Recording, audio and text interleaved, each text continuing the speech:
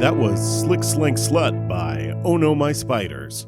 It's 7:32 p.m. You're listening to Fakahatchee Radio. I'm Horace Wexler.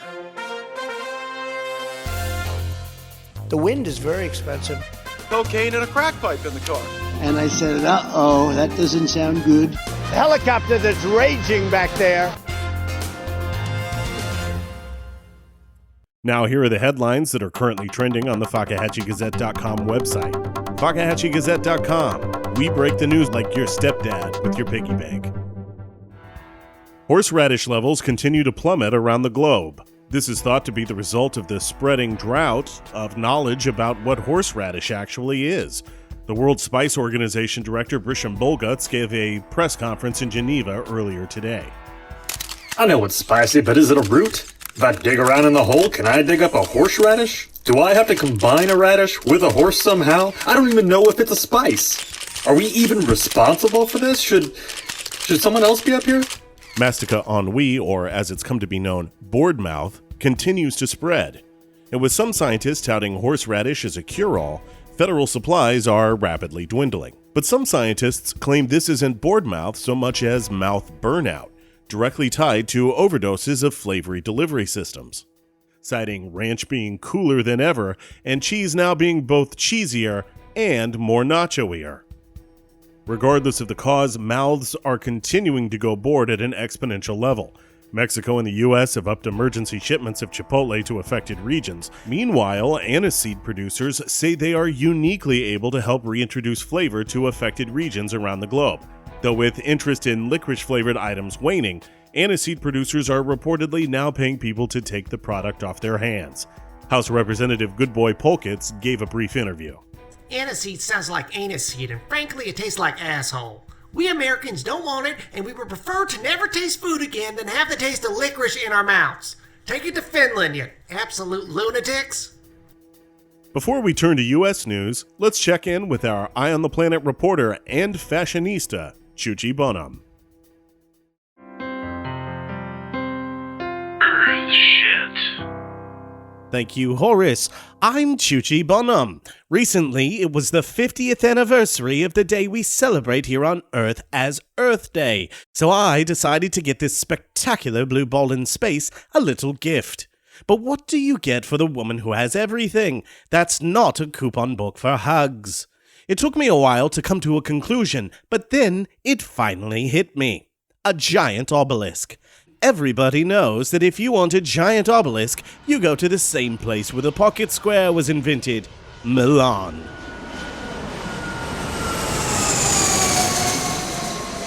We'll check back with Eye on the Planet in a moment, but first, U.S. news. America. According to Business Magazine, businesses are more successful and popular than ever, except when they're not, which is in direct contrast to the success the business could be having if it wasn't the government's fault somehow. Billionaire tech enthusiast Elon Musk has announced a revolutionary breakthrough: flavored facial tissues. These will be available in a strawberry flavor at launch, with an additional 7 flavors rolling out before the end of the year. It's not yet clear when in the process of blowing your nose the tissue is meant to be consumed. When asked why he made edible tissue, Musk stated, "Sounds like a good idea." Right, okay. And went on to paint a picture of potential earnings for investors. It's like, imagine there was a pallet of cash that was plummeting through the atmosphere. Pre-orders have already sold out.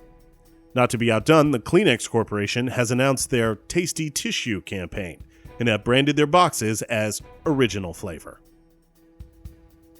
Papa John's franchise owner Shaquille O'Neal held a press conference today to announce that he was coming out as a tall man.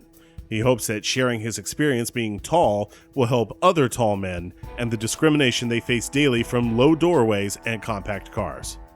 Several bakeries in Florida have already threatened to not make cakes for him. Before we move on to sports, let's check back in with an Eye on the Planet. Earth shit.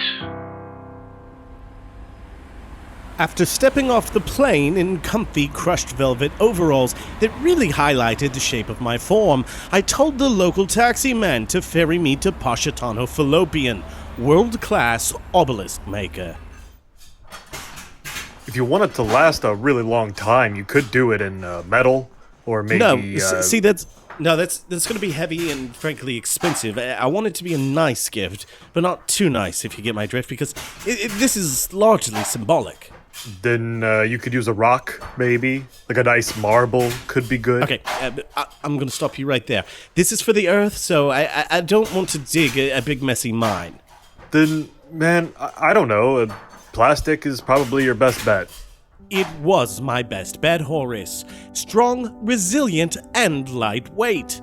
My 40-foot-tall plastic obelisk was now complete, and quite fetching looking, as I had had it cast in a bright magenta plastic, so you couldn't help but look at it and think, Earth. I found the perfect place for it in a fragrant meadow. After hiring a dozerman who drove a bulldozer in and flattened out the topsoil and ridges of the meadow so it would have a nice base with hard-packed earth for people to walk in to admire the obelisk. After a brief and harrowing experience moving it by crane... No, sir. No, that's too close. Oh, that's too far now. My gift for Earth was complete, and I stood back to admire my handiwork. But Earth Day talkie people discussed the need for change, and in this moment, I had to agree. While previously quite fetching, the pink of the obelisk now seemed a bit garish against the freshly mudded dirt of the meadow. I decided it was probably the thought that counts, and had the obelisk removed and taken to a local dump. I made that coupon book instead. Happy birthday, Big Blue Ball place.